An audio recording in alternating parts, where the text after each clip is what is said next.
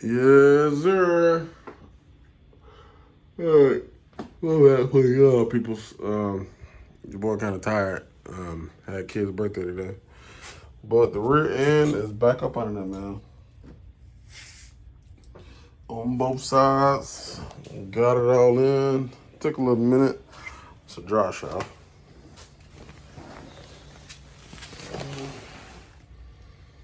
Sorry, camera need to focus. But yeah, I got it all in. But the boy ran into a problem.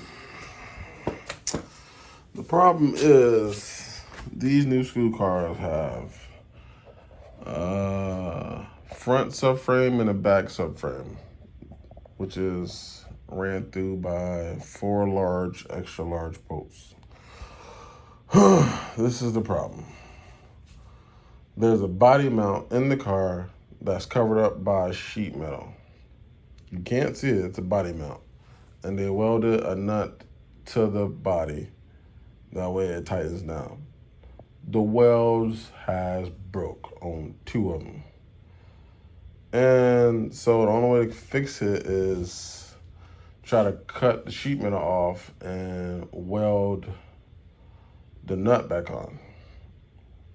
Problem is, for one, I don't know how to weld. 2, you can't see because the sheet metal is covered up. And 3, there is no 3. Just those 2 problems. No, 3 is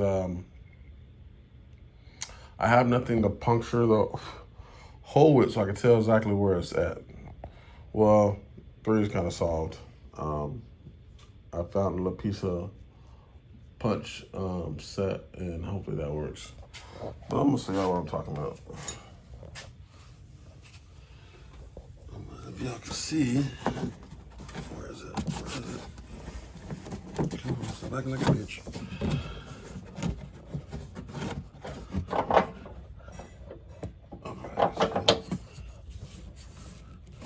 I can't see that. But you hear it, right? See? The weld broke. So it's the one in the front over here that broke. And the one in the back over here, this side. The weld didn't break, but it's stripped. So I only got 2 bolts holding the subframe in. This one back here and the front one over there. That's it. So that's the problem. That's the problem with the rear end. Besides that, the rear end, emergency brakes, everything came together, as you can see.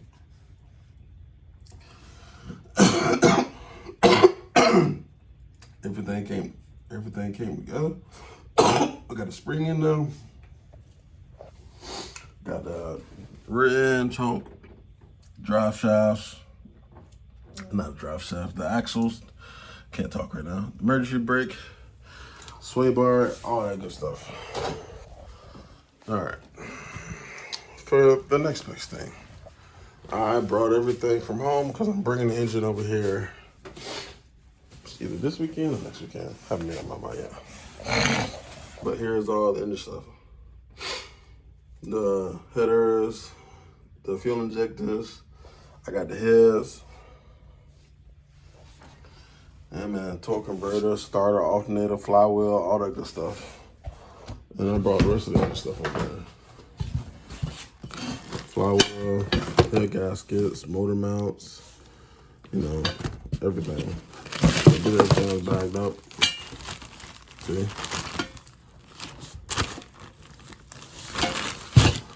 Everything bagged up.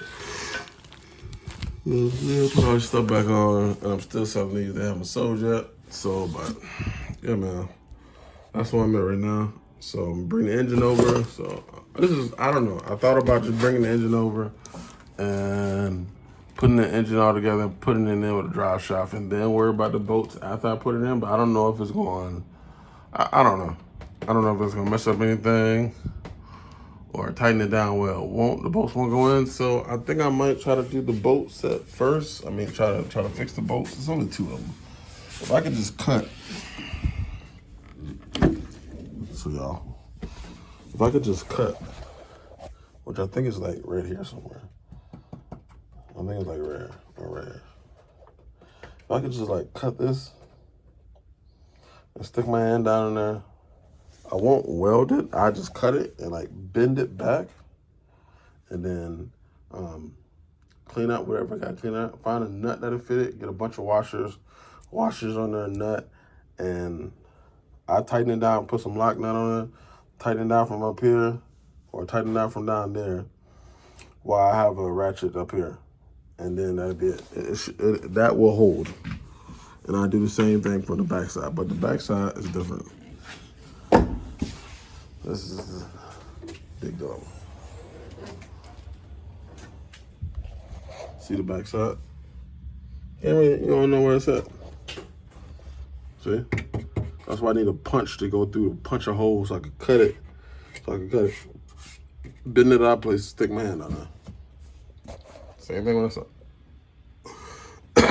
when I got the brakes too. Brakes over there. These are the rear.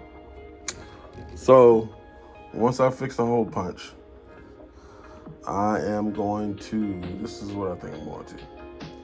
Once I fix the hole punch, I am going to fix the hole punch, get the nuts bolted down, everything's tight with the rim.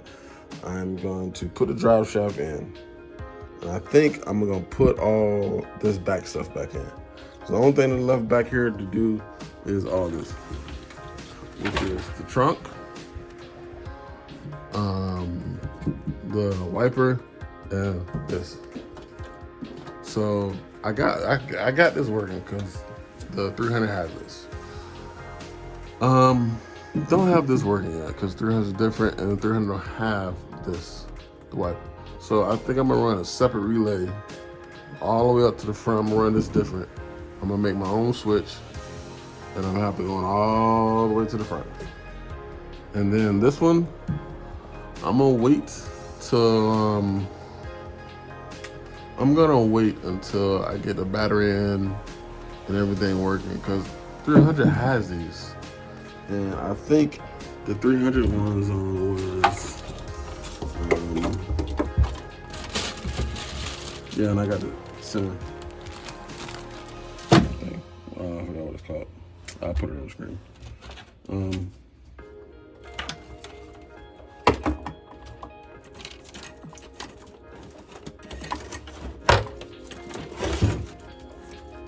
I think this is one. See, that one has 2 though, and this one has, I can't see. That one has 4. So, you know what I'm saying? So, and this one has 2, but it's on a different side. See? So, I'm not sure how to make that work.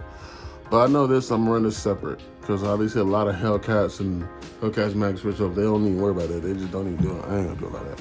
I'm gonna run my own separate switch. I'm gonna have a Joker working. This, I know I get this working. I just gotta find the right wires for it, which is all this. So, like I said, I think I'm gonna get the bolts put in, and I'm gonna take everything out, put the carpet back in, put the seats back in, put everything back in, and tighten down the dashboard, put the gauge cluster in. I ain't worried about the radio right now, AC. I'll worry about that later. I need to tighten up the wire. So what I'm still debating, should I just buy another SRT8 DAS set of wires? And then just do that, run that. Leave the ones that's in there, don't even take them out. Leave the one that's in there. Don't even take them out. Just unplug everything over from the corner, plug everything up, and run it through. Just remove the ground wires. That's what I was thinking about doing. So yeah, that's my game plan. We're gonna see how that work out though. But we're gonna see how that work out. Hopefully it all work out. Hope y'all, stick to my, follow me in the store or whatever, because, if you don't subscribe, it is what it is. I ain't mad at you. I appreciate y'all for just looking at my story. This is just my story. Everybody got their own story. Everybody out there doing Hellcats and scat packs and gel brakes and all this other mumbo jumbo, remote start. And, I ain't pretty real checking for all that, man. So I found that 6.1 in the junkyard. I'm running with it. The SRT 6.1 still 430, 420 somewhere around there. That ain't bad. That's not bad. I ain't complaining. I ain't complaining not one bit. You know, maybe 3-4 years down the line when I do get it all, you know, or a year down the line when I get it all tweaked out and I'm, you know, financially straight. Maybe I buy a bigger cam, bigger rocker arms, you know, bore it over a little bit, throw a Pro Charger on there and be doing it. But man, might not even do that. Might just leave it how it is. Might leave it stock. It'll be something got a little, you know, got to burn a little wood a little bit. You know, that's it. I got other projects. I still got an Elko in the backyard, so yeah, man, that's my plan. So I think I'm gonna fix these body mounts. Don't know how. I'm gonna fix these body mounts, and I'm gonna put all the interior back in. Seats, front seat, back seat, everything. The only thing I'm scared of is when I hook up this battery and that gauge cluster, because the wire was snipped. The dumbass is snipped it. And I had to, you know, buy a set, do this, do that. But I'm hoping it don't like fry something. Cause I looked it up, you know, color coordinated it, I looked it up, but still, you know. So I might be running that risk, so we gonna see. All right, man, I gotta go get these kids, so I'll holler at y'all later. Sorry, you know, I got you to have the sunset set, but you know, I ain't not there today. So y'all can just look at the GB YouTube. It's kind of, you know. All right, peace.